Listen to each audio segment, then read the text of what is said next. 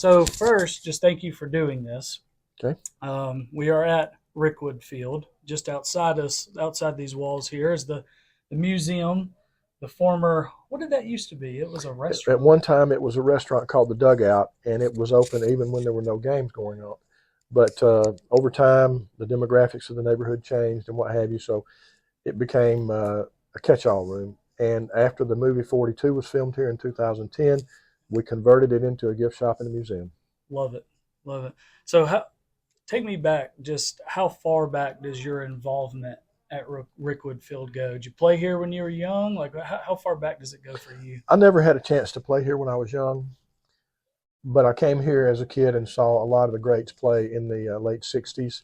And then I saw several of the exhibition games when big league teams came and played. So I've had a long history of going to games. And in the earlier mid 90s, I joined the Friends of Rickwood board. And in the probably I was on the board for about 10 years, and then they made me chairman of the board about 10 years later. And I served as chairman until 2021. And then I accepted the role of executive director and chairman and began to run the ballpark on a full-time basis after I retired from my real job. So I've been I've been running the ballpark now on a day-to-day basis about 3.5 years, and I love doing it. And I can't think of a better way to spend my retirement. Yeah. How did you have time for your full time job at the time? Because as someone who I'm on a nonprofit. I'm on some historical boards that take a lot of that, passion project time outside of your 9 to 5 kind of deal.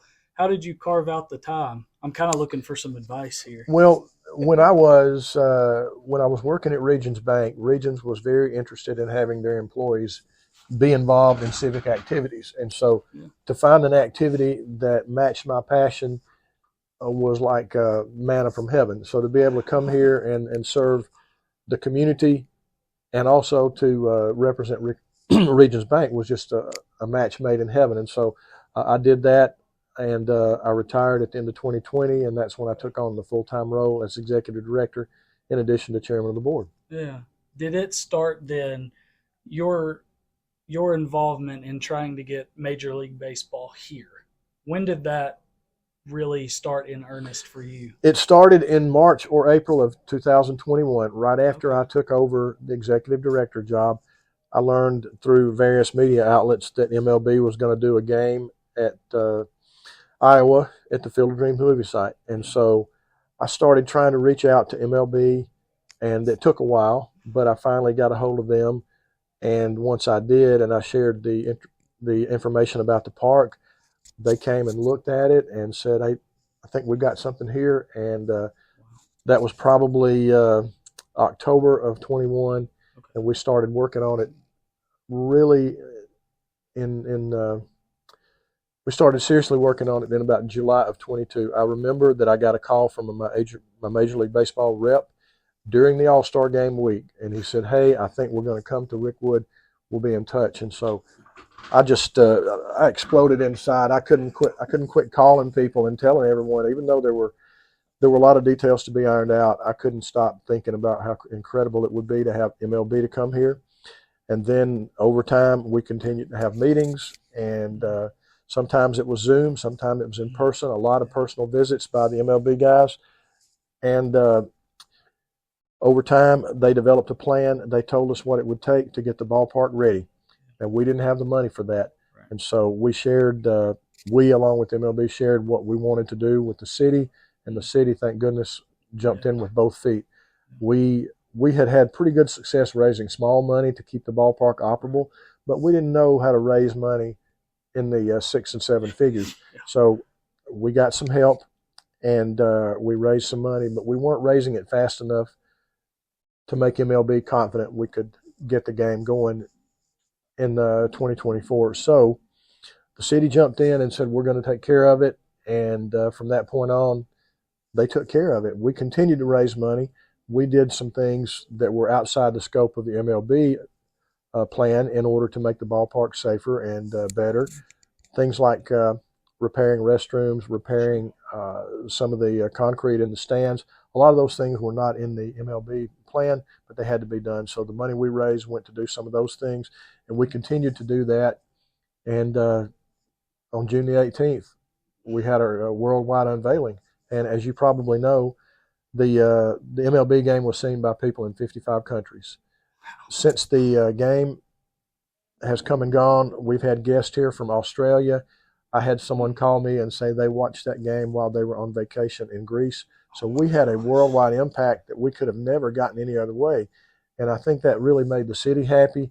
It certainly made MLB happy. I think the ratings for a Thursday night game were just blown out of the water. They were really happy about that. And I think I heard from someone at City Hall that there were maybe 5,000 media touches.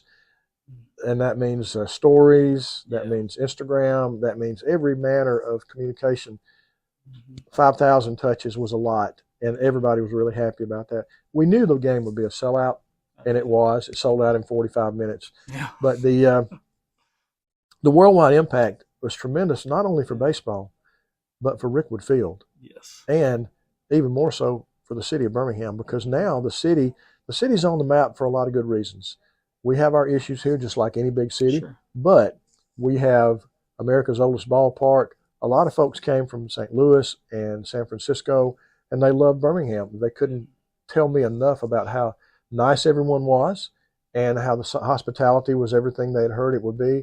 They felt safe here in Birmingham, and everything that went well, went well. And I say this to my friends at City Hall, the County Commission, the big companies that pitched in, and all the fans that came, and then the folks that were in the neighborhood that couldn't come but sat out on their porches and waved at the fans and made everybody feel welcome. It was an unbelievable 3 days. It's something that I know we all hope MLB will come back, but there'll never be a time like the first one.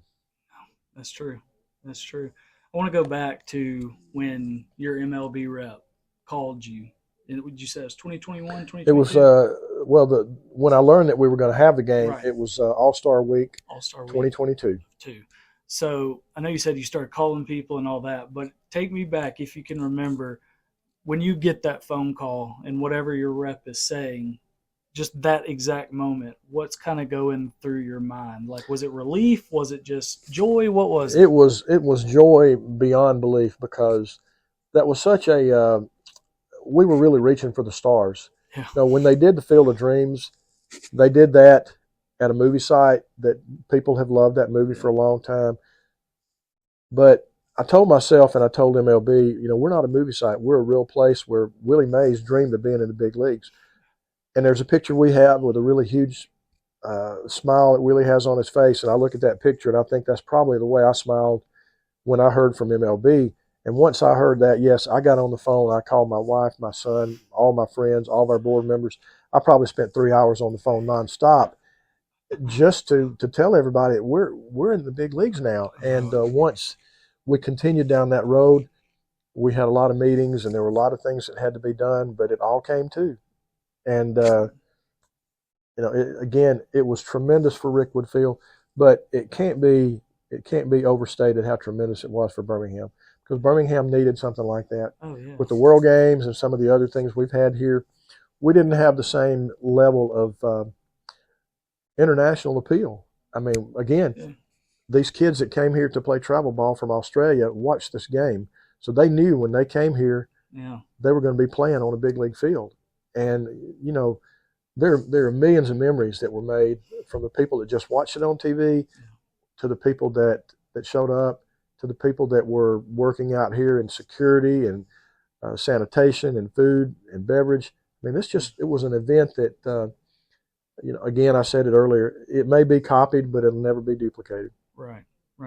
You said millions of memories. I'm curious, from that week, I know you had to have a ton going on, but what are some of, just that 18th through 20th?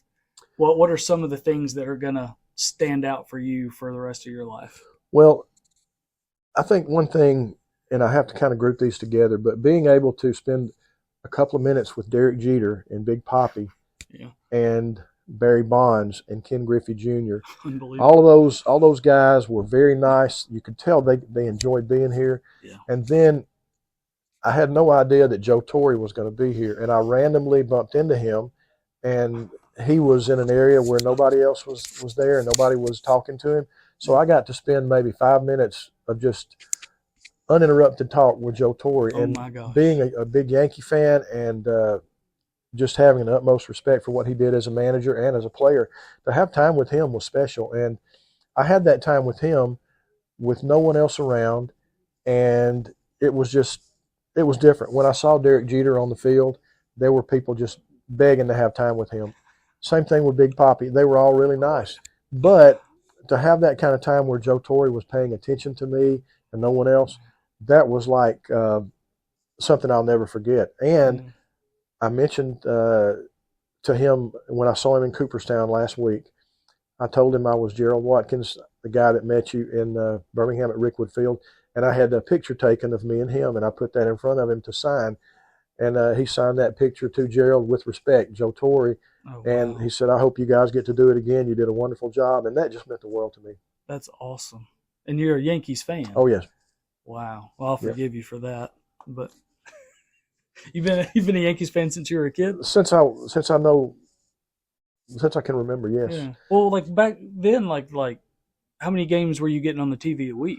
Oh, there was only one game a week, and that was on Saturday. And back in the early 60s, it was mostly the Yankees and whoever they were going to beat up on. Exactly. And then in the World Series, it was always the Yankees. So I grew up listening to the names of Mickey Mantle and Yogi Berra and Roger Maris and Whitey Ford, and those names just resonated in my mind. And then Yeah. when I was in maybe the third grade, we had to start doing book reports, and I went to the library and I found a section of biographies, Yeah. and it was just chock full of Major League Baseball figures that I had been hearing about. And I did every Gosh. book report for the rest of that year on baseball figures. I did Babe Ruth. I did Al Kaline. I did Oh all wow. these guys. Yeah. Some of the names are not as big as Mickey Mantle, but I did book reports on all those, Yeah. and I got A's on my book reports. And I just never stopped loving baseball. Mm.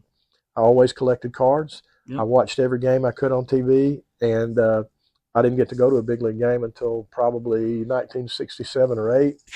But I got to come out here a few times, and it just baseball just been in my heart my Oh whole my life. gosh. That's so cool.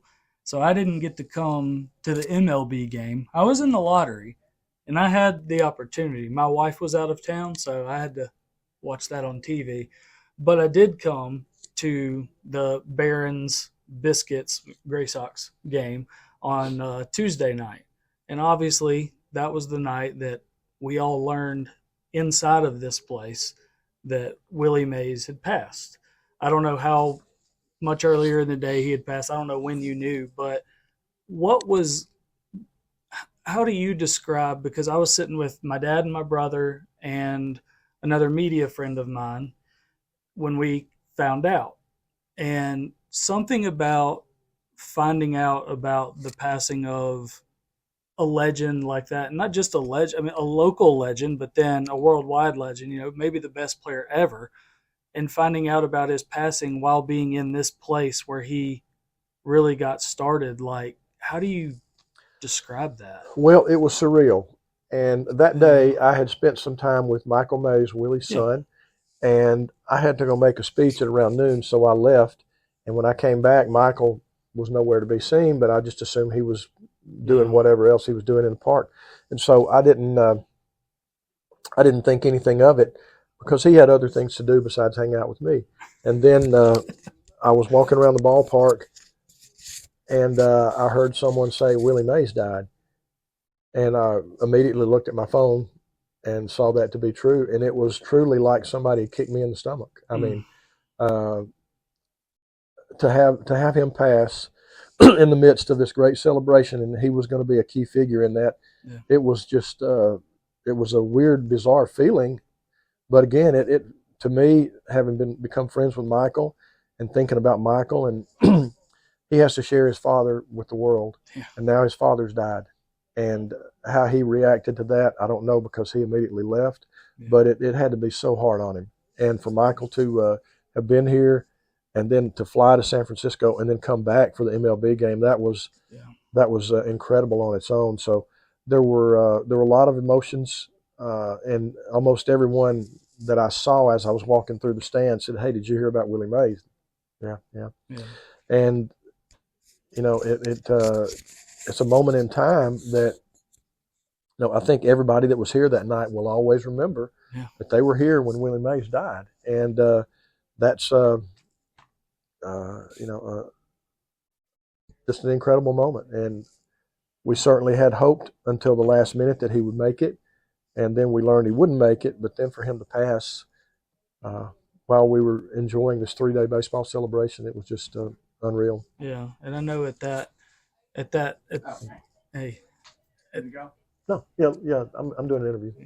at that age, he's 93, but so anybody at age 93, like I hope I see 93, but like, do you think, and I don't know if I'm asking you to pontificate, if I am, just say I don't know, but like, do you think he was aware of like, hey, this is going on, this tribute to the leagues that you grew up in? Like, do you know if he was cognizant of this is happening very much so in your honor? I think he did. He did know about it, and there was a statement put out by Willie Mays, I think on Monday, where he expressed his regrets about not being able to be here. Yeah. And so I think he would love to have been here, but at that age, it's hard to travel. He was not in good health anyway, and so the fact that he couldn't be here was it was painful. But I had been kind of expecting it because of my relationship with Michael. I was learning every day where he stood on things, and so the fact that he couldn't be here was, I wish he could have been here because it would have been great to have the greatest living ball player grace the Rickwood Field turf one more time. So yeah. But life goes on, That's and right. we'll make some more memories, and hopefully there'll be some people here one day that will at least be mentioned in a like manner. Yeah. There'll never be another Willie Mays, but maybe somebody that plays here, whether it be a travel baller now or a minor leaguer when the minor leagues come back, maybe there's somebody there that will be able to make the kind of memories that Willie did. One more on the Mays family. We're here today. There's a card show going on, some travel ball teams out there. We've got Andy Phillips, Wes Helms, and Chris Hammond out there, but Michael is here. Michael Mays is here. He's talking with fans. He's signing autographs, taking pictures, doing all the things. Do you get a sense from him that, I can't imagine what it would be like being the son, being the child of someone like a Willie Mays, just the pressure in anything you do, right? Well, but like, do you see him kind of carrying a legacy in his own way? I do, and I think he's working on ways to do that even more as we speak. But Michael is a great guy.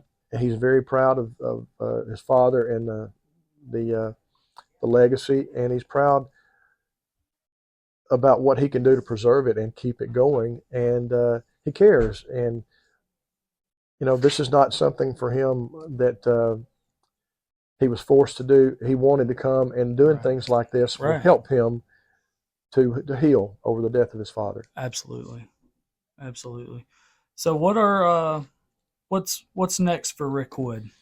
Well, we'll have more travel ball in August and September, but then in October, our next big event is the Home Run Derby, October 27th.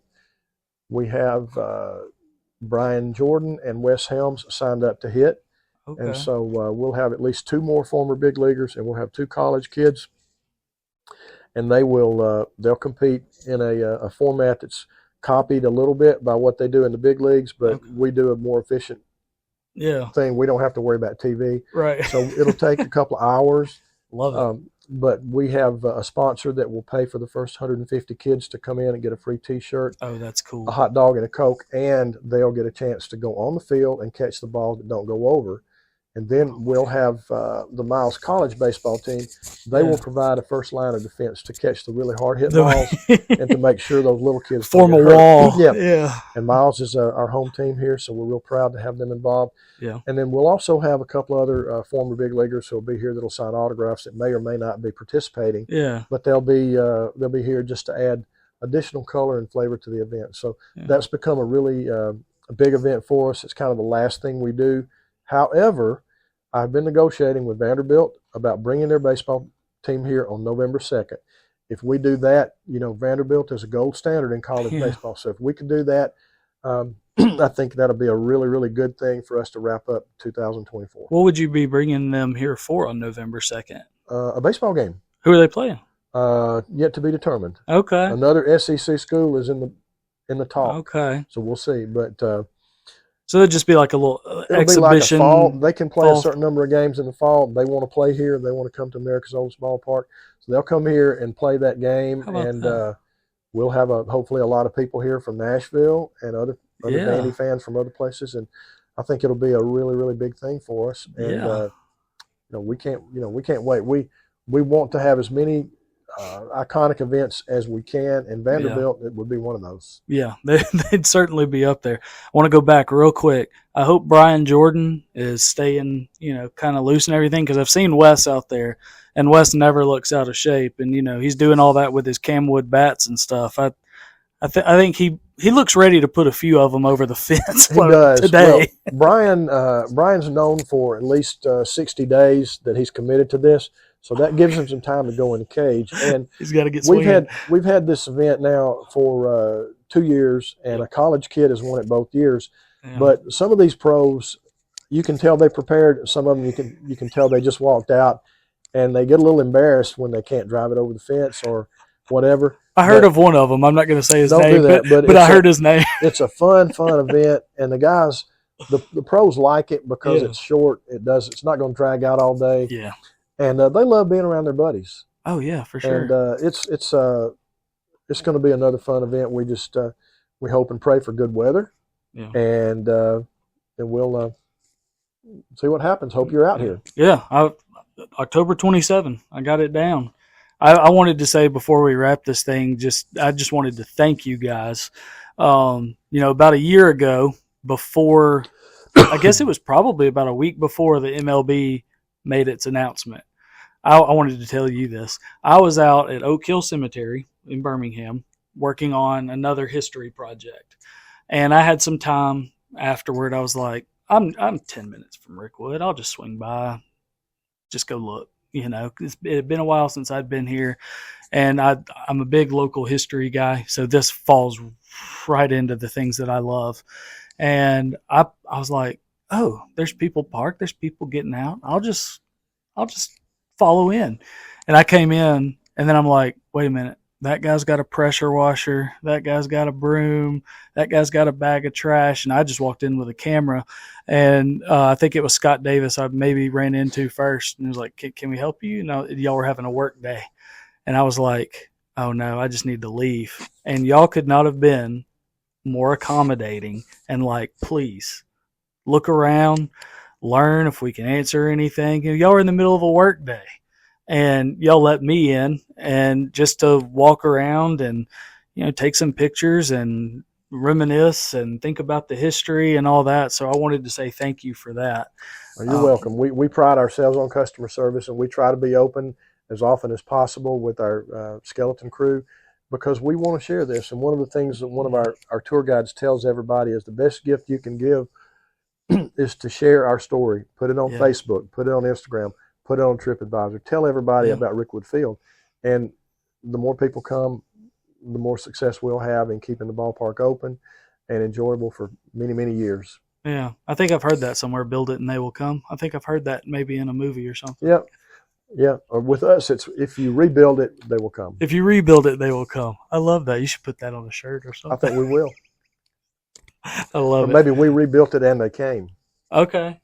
You want them to come again? Oh, sure. I'd love for MLB to come again. If they told me they were coming next summer, that would be great. But if they come in 26 or 27, that'd be great too. We'll see. I mean, MLB has said publicly that they'll come back. We just don't know what form or when. Yeah. So we're waiting on them. We'll continue to do our thing, and when they call us and tell us they're coming, we'll shift gears.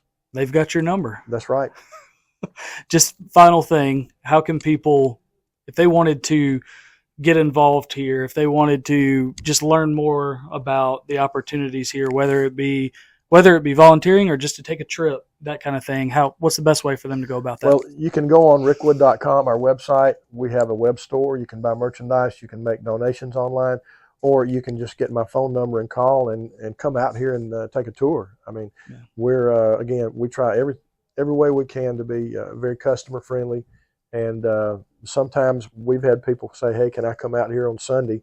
Maybe we're not open, but we'll send somebody out here just to let them in. Yeah, that's fantastic. I mean, just the accessibility to the oldest ballpark in the country is crazy. Like, there are certain places, even in Metro Birmingham, that maybe it's a football stadium or whatever. Maybe it's in the town you live in where it's not historic, but you would hope that, like, oh, I could go walk the track or I could go sit in the stands, whatever. And they've got that thing locked to the gills. And here, there's at least like that level of please look, please keep it in your mind, please come in if we're here, that kind of thing. But I love that. And I'll add one last thing. We have some old baseball gloves that we keep on the counter, and the purpose of those gloves is for people to come out and actually play catch. They can play catch with a 1928 era glove, and sometimes we can let them go on the field, sometimes we can't, but they can still do that. Now, where can you go? You can't go to the Smithsonian and play with a glove that old. You can't go to the Birmingham Museum of Art or anything like that. Yeah. But here, we want people to feel like there's an interactive element to it. Yeah. And whether I'm out throwing with them or whether they throw with one another, it's just, to me, it's one of the cool things we do, because you can go and look at stuff, but when you get to experience it at any level, that takes it again into a better memory, and that's what we want. Yeah, it's living history. Right. Yeah, I love that. I'm working on my own book about a particular area that was built out of Works Progress Administration out of the Great Depression, and it's still there. It's still intact, and it's living history. You can go in it and experience it to this day, and that's what this is too. And it's fantastic. Y'all do a great job. Well, thank you. You come back anytime. I need to get out and help the rest of the gang. I know so I'm not AWOL. I get you. Come back anytime, okay? Appreciate you. Thank you for doing it. Appreciate you.